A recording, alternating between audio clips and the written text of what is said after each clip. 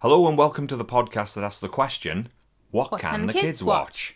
Well, this week we revisited one of my favourites, the 1988 Tim Burton film, BeetleJuice. And we also watched BeetleJuice, the sequel, which I want to make clear from this point onwards we're going to call BeetleJuice 2. Just to save any confusion okay. And not accidentally summon Beetlejuice. No. So, when did you first watch Beetlejuice? When I watched it, I don't think I saw it in the cinema, but I definitely saw it at home quite a few times. I'm quite sure you wouldn't have seen it at the cinema. I wouldn't be allowed. You wouldn't have been old enough. We used to have a video van that would come around once a week, and I rented it from the video van when I would have been 9 or 10, I think, and I had it a whole week, and I didn't watch it. Poor you. I was engaged by the cover, the front cover of the box, and then when I looked on the back of the box, there was an image that I did not like the look of. What was that image? I don't remember exactly, but I do think what it might have been is, you know, at the end when they're getting married. Yeah. You know, the little weird the celebrant. It wouldn't be a priest, but the person officiating the wedding. Yeah, I'm pretty sure he was on the back cover, and I think he scared the shit out of me. Yeah, he's a bit creepy. And I didn't watch that VHS, and so as a result, I actually don't know. I can't remember the first time I watched BeetleJuice, but you missed out. Yeah, but maybe I didn't, because it might have terrified me. It didn't terrify me, but then like Lydia, strange and unusual. I was weird with stuff. There was things I watched that were too much and shouldn't have been thing, and I was terrified of it. Hellraiser, for example. I saw Hellraiser when I was too young, and then I was utterly terrified of it, and I didn't watch a Hellraiser film for ages, years in fact, and then it was Hellraiser 4 was on TV, and Hellraiser 4 is not very good, and I was like, these are okay, and I got into Hellraiser after that. But yeah, so I didn't watch that video, but I did get to it eventually, and obviously I absolutely adore BeetleJuice. I think it's easily it is a masterpiece, even though we do have some flaws. It does have some flaws, and we have some flaws with it. Yeah. But they're clearly things to make life easier on set. But we'll get to those. The kids watched this about 2 years ago. Yeah. Was it in anticipation for the sequel? No, I think we just put it on. I think it was maybe in anticipation for us seeing the sequel. But we did not take the kids to see BeetleJuice in the cinema, because I watched it first. I watched it before you did. Mm-hmm. And I felt, even though that's, because the original BeetleJuice is a 15. BeetleJuice 2 is a 12A. And I was shocked with BeetleJuice 2. I thought, wow, this one should be the 15. And BeetleJuice should be a 12. I think, well, okay, there's going to be a little bit of a spoiler. There is a bit where there's like a Beetlejuice baby, 2 times. Oh, in BeetleJuice 2? Yeah, yes. And it is quite freaky, and it's just kind of brushed under the carpet. There's way more, it's literally kicked at one point. Yeah. But there's way more blood and gore in BeetleJuice 2. Mm-hmm. So much more. Also, there's a huge sequence that's an homage to Mario Bava's Black Sabbath, and it's all in Italian with subtitles. And at the time I was like, the kids aren't going to be able to keep up with this. And then there's some comedy sex as well between Monica Bellucci and Michael Keaton, and it's all played for laughs. And then they're both like, he's a professional grave robber. Mm-hmm. And I thought, I don't know if the kids are ready for this level.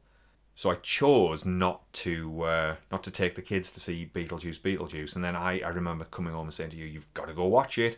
I wasn't a big fan of it. I'm not very keen. I think it's absolutely hilarious, but I think there's a lot of plotting issues that really bugged me, and I wanted you to see it and see if you'd have the same reaction.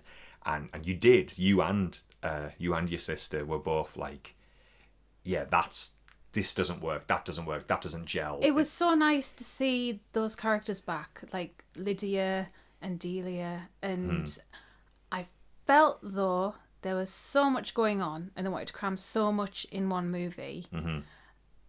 Although it was kind of a satisfying ending. Like, there's a wedding scene where, there's a wedding scene in both films, but in the second film, it's dragged out a little bit. And when on the first time of watching in the cinema, I was like, oh, this is taking forever, and I'm cringing. Mm-hmm. Second time watching, I knew what was coming, and do you know what? I quite enjoyed it.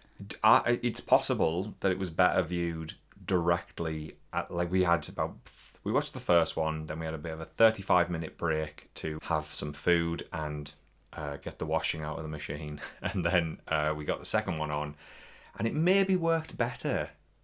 Watching it one after the other. Which isn't always the case. I've watched, I remember the first Kingsman. I watched the first Kingsman, I loved it, and then the second one was coming out, and I watched the first Kingsman again in anticipation of the second one, and I think the second Kingsman is pap. It's absolute pap, and rewatching the first one did not help. It made it seem even more pap. Yeah, because I was like, oh no, not keen on this at all. So let's go back to the first one. So we've got a hell of a cast. So Alec Baldwin, Gina Davis, Catherine O'Hara, Jeffrey Jones, Michael Keaton, Winona Ryder, Glenn Shaddix, and I've chosen to include Robert Goulet because when he died, the first Halloween when he died, I went out in the town as dead Robert Goulet. Really? Yes. And nobody knew who I was, and I explained, and nobody knew who Robert Goulet is. Is he the one that's in Scrooged in the He's little having promo, and he's on the Bayou Christmas? Yeah. And he's the villain in Naked Gun 2, which I think it's called Naked Gun 2.5. And obviously he's in this. He's very memorable in a Simpsons episode where Bart and the gang, because they can't go into the new casino that's open, they open their own casino in Bart's treehouse, and Robert Goulet has been booked to play at the actual casino, but Nelson goes and picks him up and takes him to perform at the treehouse. I actually love Robert Goulet. I can tell. So I felt I was honouring him by being him for Halloween. Yeah.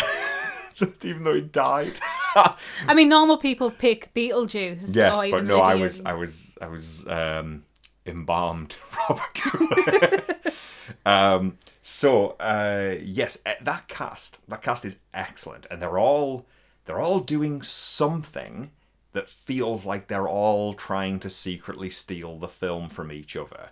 However, I was reading something about Alec Baldwin that he wasn't particularly happy with his performance in BeetleJuice because he had no idea what he was supposed to be doing. But it works for the character. I agree. Because he's been thrown into the afterlife and doesn't know what he's doing. I think Alec Baldwin plays it perfectly, but it's quite a common opinion that Alec Baldwin is an asshole. And is a really, really angry man.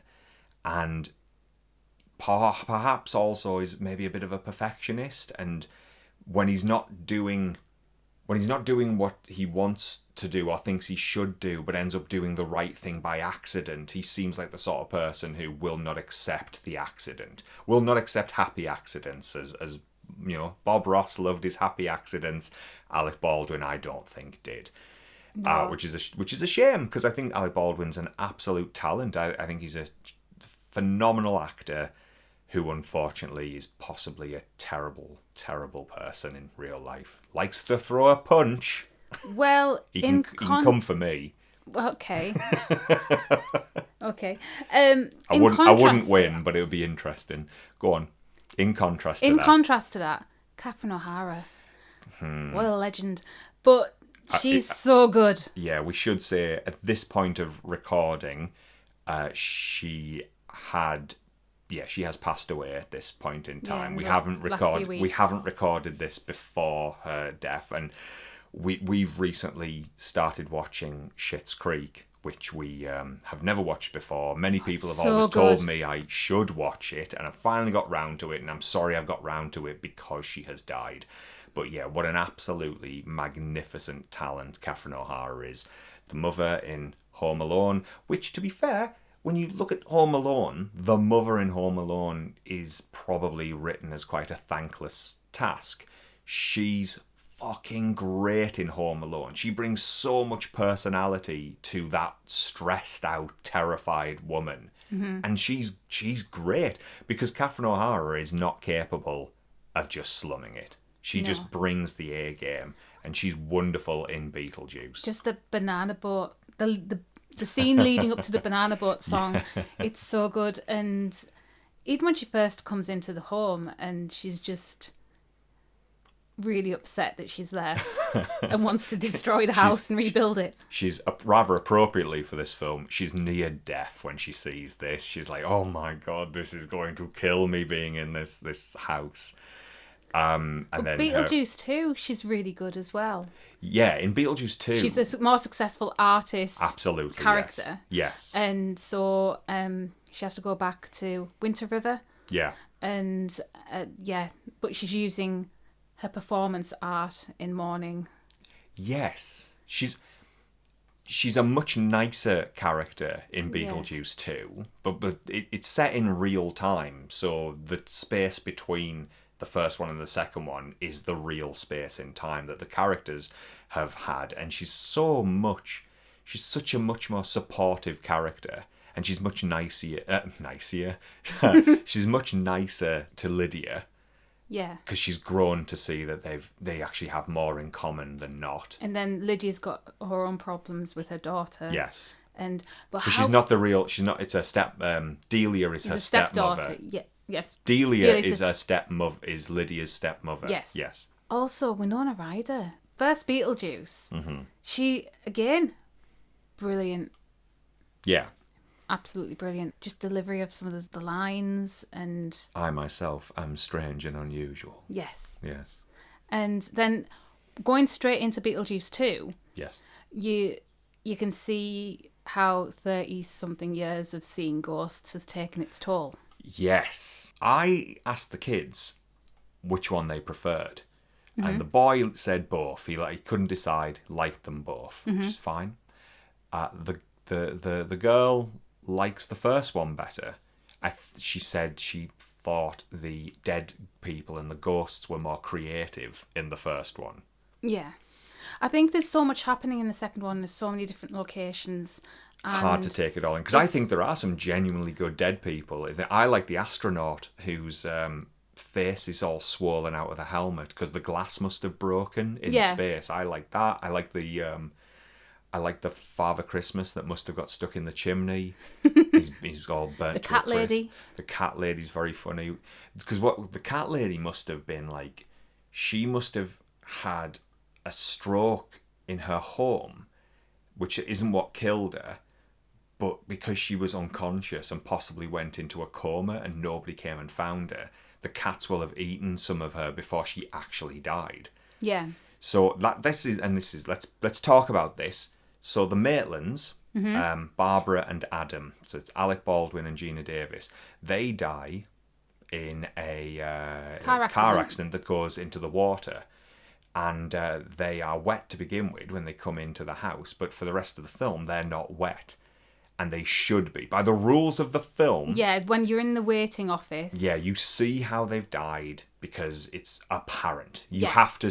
There's a man who's been ran over and he's permanently flat and he has to be sort of dragged around. Oh my God, there's the guy delivering the mail that hung himself. Yeah. And he's just on a noose being swung around the office, just dropping the sheets and the forms. But yeah, the Maitlands should be wet throughout that film and they're not, because it probably would have been very uncomfortable and dangerous as well. They'd have constantly been dripping. Yeah, the sets would have got slippy. And, yes. Yeah. So, but fine. But at the same time, maybe come up with a different way for them to die if you want this to be this strict rule of this is, you look like in the afterlife how you died. You know what I'm saying? It's like, yeah, the rule. If you've created that rule, come up with something else. But it is good. I do like that scene. I like the dog balancing on the bit of wood. That's the only thing keeping them from going into the river. But something happens to her arm, and she says her arm saw something like that. Yes, she does. Yeah, and then there's nothing else mentioned after that initial. Never dealt with again. But yeah, she does mention that because I assume when the car goes down. She's like landed on her arm in the impact. So, yeah, they should be wet, but they're not. Well, one thing that I wanted to say is I really did miss the calypso music in Beetlejuice 2 that was in Beetlejuice. Because there was the kids sing the Deo Deo song. Yeah, at the funeral. Yeah, which is great. But it's not done calypso, though, No, is it? It's choir but music. I did, because the thing with calypso, it's an uplifting kind of music. Mm-hmm. And obviously there's a lot of comedy because it's talking about death. People don't like talking about death. No. And people don't like dealing with death. No. And so making people smile when you're dealing with death makes it more palatable. Yeah, that's fair, yeah. So things that are a bit edgy in this film for kids is mainly the language. But there is also, and then we are speaking of both films. In the first film, there is a whorehouse, a sort of a demonic whorehouse for Beetlejuice to go and enjoy himself. He turns his back on the Maitlands and makes a wanking gesture because he thinks Adam is a wanker. Yeah, because he asks, can you be scary? Yeah, and he turns around, he does the whole, like, jerking hand movement. He says, he kicks over a tree, he gets really angry at one point, kicks over a tree and shouts up into the air, nice fucking model, and then grabs his dick, which makes a honking noise. Now, whenever that's on TV, because he always cuts just after he kicks the tree over, so he doesn't usually say a nice fucking model. There's more gentle swearing, like piss. In Beetlejuice 2, he says fucker at one point, but then there's another bit where he says what the fuck, and when he says when he says the fuck, it's bleeped, which I think's insane. I think there is a rule of, like, you can have so many, you can say fuck once in a 12A. So it's really annoying that they couldn't just dub one of the others as something else. Like, what the hell instead of what the fuck. Or the other one, as you thought it was, could have been sucker instead of fucker. And it's like, well, if that's the case, change that. Don't put a bleep on it. Or, if you're really, really, really desperate, release the fucking Blu-ray and DVD without that bleep. There's no need. But there's a bit more swearing, I think, in Beetlejuice 2. There's a bit where Justin Theroux says he's shitting his pants. And, like I say, it's just generally so much gorier. There's a bit when Charles Dietz in the afterlife sits down, really kind of bored and fucked off, and he sits down and a ton of blood hits the wall. But he has been eaten by a shark. Yeah, well, there's that as well. So he's walking around without a head. Well, yeah, without a head, but like his shoulders are gone as well. Oh, there's a bit when intestines blast out of a stomach and go all over the place. As you say, there's the terrifying little baby Beetlejuice. It's all really quite graphic in a way that I don't feel the first one is. And I don't understand it. Once again, I don't understand why one's a 15 and others a 12 and it should be the other way around. The first one alludes to suicide quite a lot. Yes, it does, yeah. Second one, definitely less so. Yeah, but you've got, obviously, in the Beetlejuice world, you've got people who commit suicide end up as civil servants. Yes.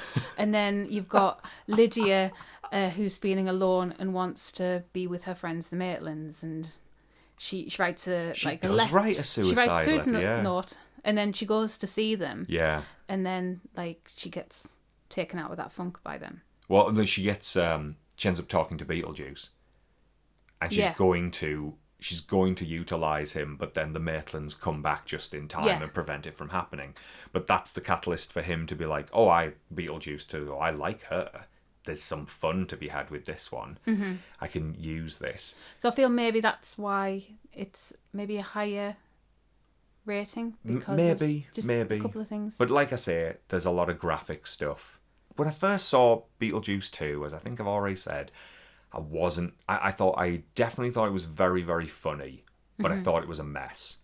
And watching it now, a lot of it holds together better than I thought it had done the first time. But I'm still absolutely positive it's two thin scripts, and they've gone.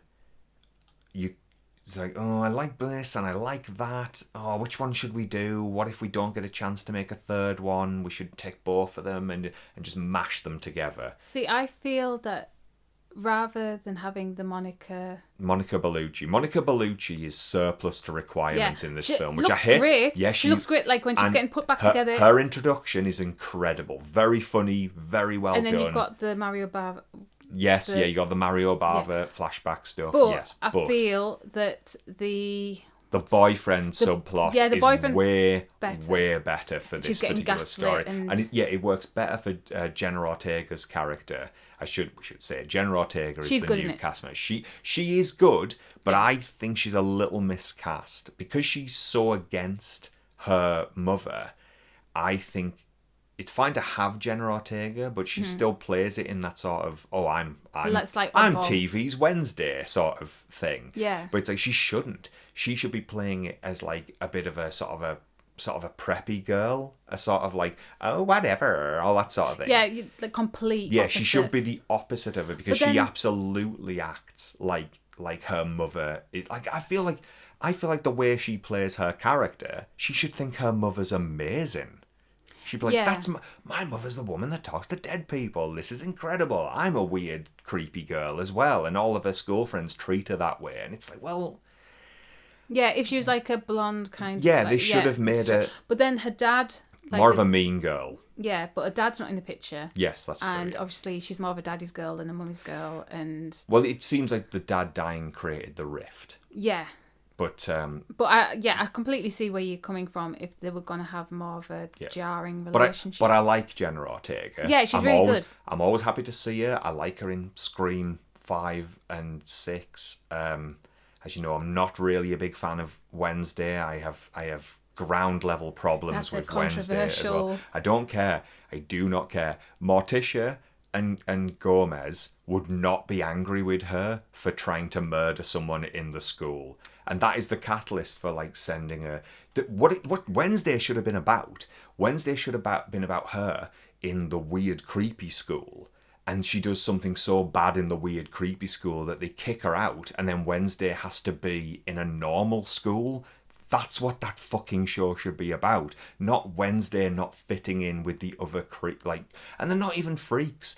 In the Addams Family, they should be freaks and circus mental cases and the run of the insane asylum. It shouldn't be, there's the vampire kids, there's the werewolf kids. It's like, no, that's not what Addams Family is. They're mental cases. They're psychopaths and murderers. They're supernatural to an extent, but it's because it's because they're freaks that dabble in the dark arts. The two animated ones understood it way better than Wednesday did.